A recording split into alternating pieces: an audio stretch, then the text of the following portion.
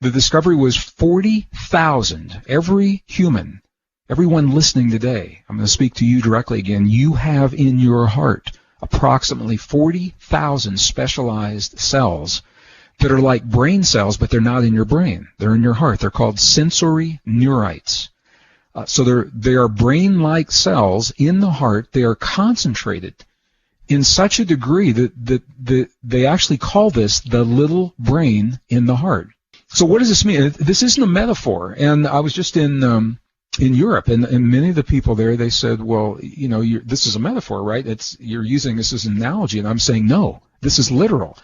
These neurites in the heart, the little brain in the heart, they can learn independently from the neurons in our brain. They can think independently from the neurons in our brain.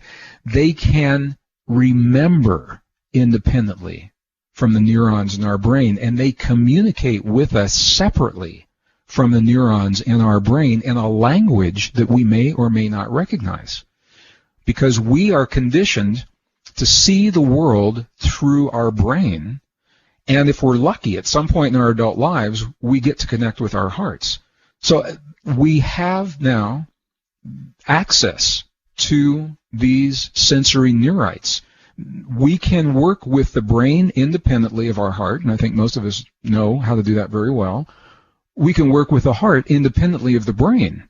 Scientists say it's all about the brain, forget about the heart. And I've been around a lot of my friends who say it's all about the heart, forget about the brain. They actually chastise the brain, you know, the left brain is this bad thing.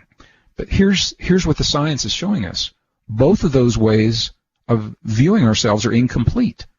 When we marry the heart and the brain together, when we harmonize the heart and the brain, this is the extended neural network that makes us different from all other forms of life. This is where our deepest empathy, compassion, intuition comes from.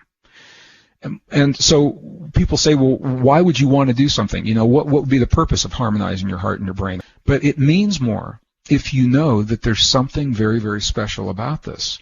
So when we are able to harmonize the little brain in the heart with the big brain in the head, we can do that. Heart-brain harmony, so many benefits, and they're different from one another. But for example, we can process information very, very quickly. Really fast information recall. And it makes sense. Here's the reason why. Because when we access information with our heart, with our intuition, we don't go through the logic and the fear and all the self-esteem and all the doubt that we have in our brain with our ego and our mental functions. Our heart doesn't work that way. Affirmations are very, very powerful tools to implement change in our lives anytime. But they are especially potent. Here's the key. They are especially potent if we are communicating with our subconscious in a language the subconscious recognizes through channels that the subconscious recognizes. So when we harmonize our heart and our brain, what we're doing is we're opening, it's a hotline to the subconscious. That's where we would introduce our affirmations of our perfect relationships or our healing. This is where the healing begins in our bodies. Extraordinary states of intuition, deep intuition, are available through this harmonizing of the heart and the brain. And there are 3 key steps to harmonizing the heart and the brain. And the first one, it sounds obvious, and there may be a little bit more to it than what we've been led to believe. It is, I'm inviting you to shift your awareness from your thinking mind into your heart. We are so conditioned to being in our mind that sometimes when we're asked to do that, we say we're in our heart, but we're still in our mind thinking about it. So what I'm going to invite you to do is something I've learned from my indigenous friends all over the world, shamans, yogis, monks, nuns, abbots in the monasteries, and they all do the same thing. I'm going to invite you to gently touch your heart center in a way that's comfortable for you. It can be with a single finger right over your sternum. It can be with an open palm, as they do in the Mayan traditions and in some of the Middle Eastern traditions. The Buddhists will create a prayer mudra and actually nestle their prayer mudra right there in the little hollow in their chest, that gentle pressure, in whatever way is comfortable for you. And here's the thing. Here's why this is important. Because your awareness will always go to the place on your body where you feel the touch, where you feel the sensation. So in whatever way is comfortable for you to touch your heart center now, that will draw your awareness, and that will promise that you have shifted from your mind into your heart. It's step number one. And I'm going to do the same right here. And just allow your awareness to move to the place where you feel that touch.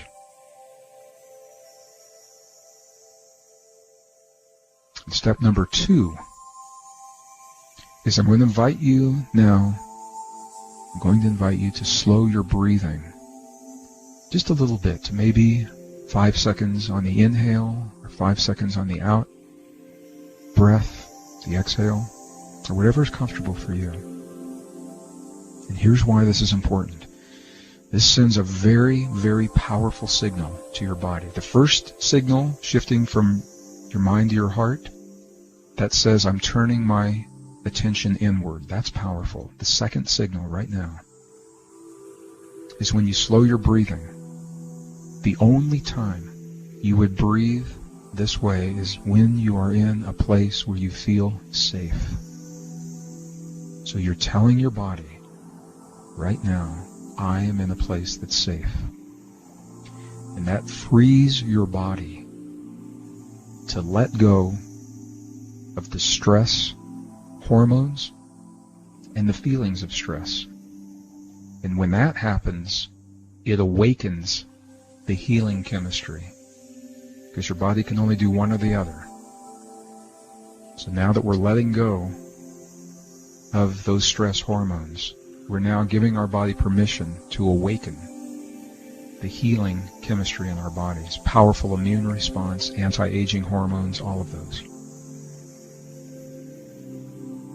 So we're breathing a little slower from the place where we feel the touch, telling our body we're safe.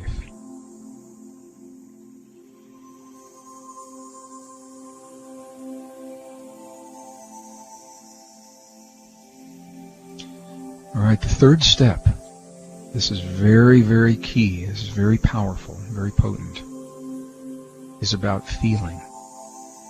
I'm going to invite you now to create a feeling in your heart where you feel the touch, where you're breathing. To the best of your ability, if you can feel one or some combination of the following 4 feelings. Care for anything or anyone. Appreciation for anything or anyone. Gratitude or compassion. Care, appreciation, gratitude, compassion. And what the researchers have found is that these 4 key words will trigger the experience between our heart and our brain to create that coherence, 0.1 hertz. To the best of your ability, feel those feelings as you breathe from your heart center in the place where you feel the touch. I'm going to give you just a moment to do that. I'm doing the same right here.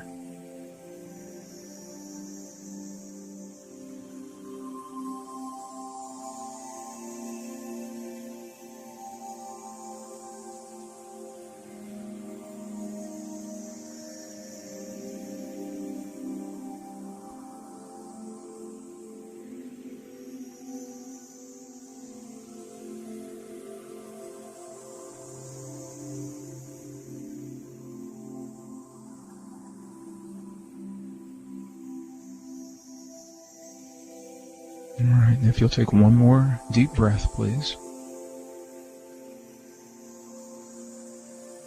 And as you release that breath, what I want you to know is this act, this very ancient, very primal act, it is the key to the deepest truth of who you are as an individual, who you are in this world.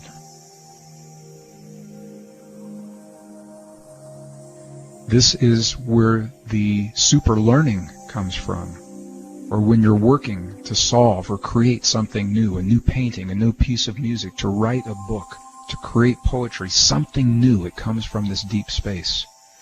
This is the process that gives you resilience to a changing world and allows you to embrace change in a really healthy way.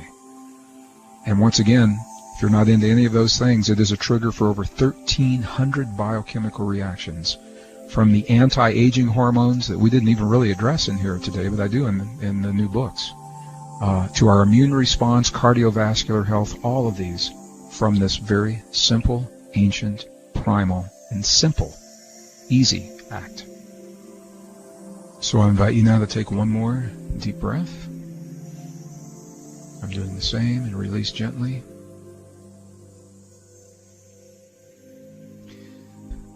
So you're shifting your awareness from the act of harmonizing your heart and your brain, but I want you to know that the cascade of biochemical connections that you have initiated, it doesn't end when you open your eyes. It doesn't end when you take that deep breath. They will continue, and what the laboratory studies have shown, again, is that they will last at least 6 hours. The immune response in your mouth, the SIGA immune response, most powerful, first line of defense in our immune system, is kicked into overdrive from doing this right now. It lasts over 6 hours, and all you did was to have a feeling and to breathe in the most natural way. And I've had people say to me, Greg, it can't be that simple. And I say, I believe it is precisely this simple, because we live in a world that is simple until we make it complex. Nature is simple. Science is simple. Until we use big words and a lot of equations to describe that world. But it all comes down to you and me, Earth and God. And that relationship has to be a simple relationship.